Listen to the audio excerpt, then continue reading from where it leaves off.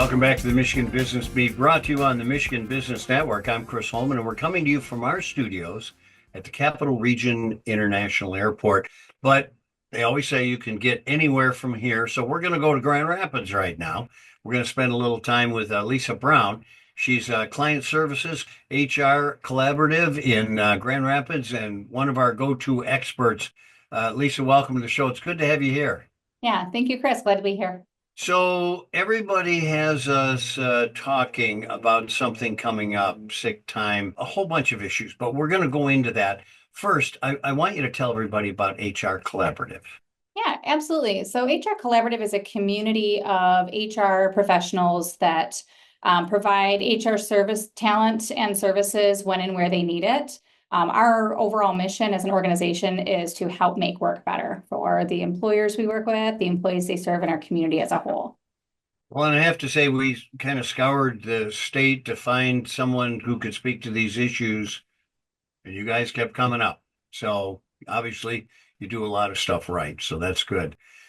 Lisa, along with the Transparency Act and a whole lot of other things, one of the things that's really going to affect business is the earned sick time.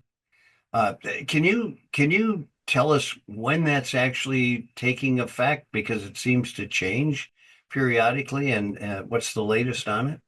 Yeah. So the effective date is approaching quickly. So February 21st, 2025 is when it's set to go into effect. We have heard quite a bit of, talk from the House and the Senate on things they want to modify, but it has not modified that effective date. Okay, so we're still looking for the same date, I would assume then that was set.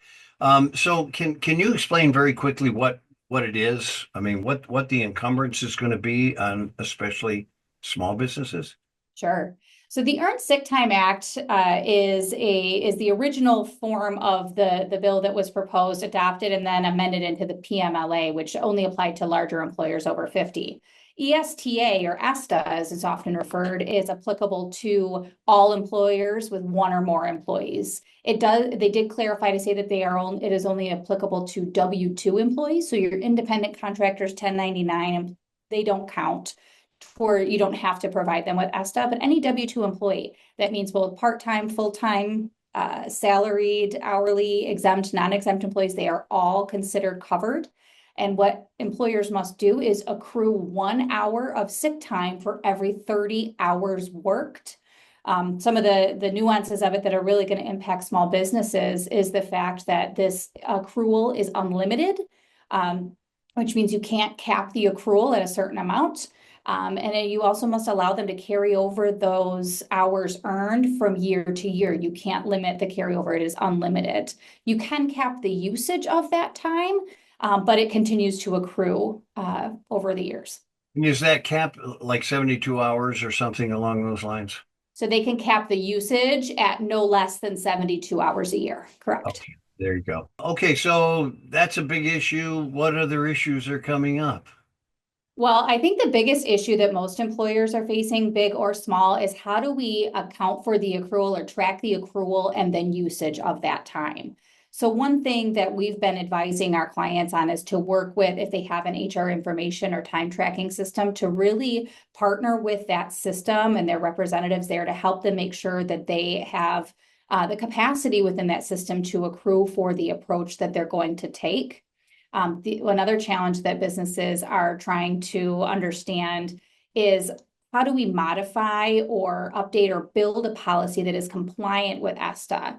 Most organizations do offer some sort of paid time off program. What they don't have is one that applies all the provisions of the Act, including that unlimited carryover accrual and usage, as well as the biggest differentiator is most PTO policies have an approval process where you have to submit it and the time must be approved.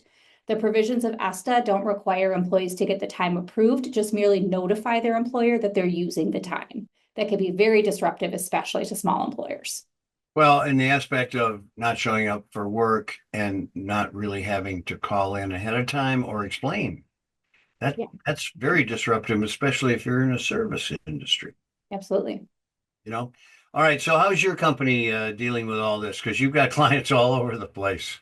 Yeah, I'd say we're dealing fairly well. We have partnered with a lot of chambers across the state, different advocacy agencies to help understand what their members are facing, kind of pick through the different legislative changes, both proposed and those that are going into effect.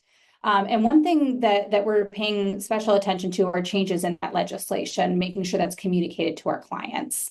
We're helping them build their policies, build those accrual programs, and we've also deployed some of our hourly talent and resources to work specifically with HR information systems and our clients directly to build and implement those policies as well as create communication plans. Well, and the other thing that's a little disheartening is there's no form. There's nothing dictated as this how is how you have to track it. That's true. There is nothing provided by Leo Department of Labor as to how this has to be documented. The only thing they provided is the informational posting that's required. So employers are much on their own to design their own solution and hope it's compliant. Yeah, there you go. Lisa Brown, Client Services at the HR Collaborative in Grand Rapids. Thanks so much for bringing some clarity to this quagmire, so to speak. Happy to be here. More to come, I'm sure. I'm sure there is, and we'll have you back on to explain again. I'm Chris Holman. You are watching the Michigan Business Beat on the Michigan Business Network. We'll be back with more.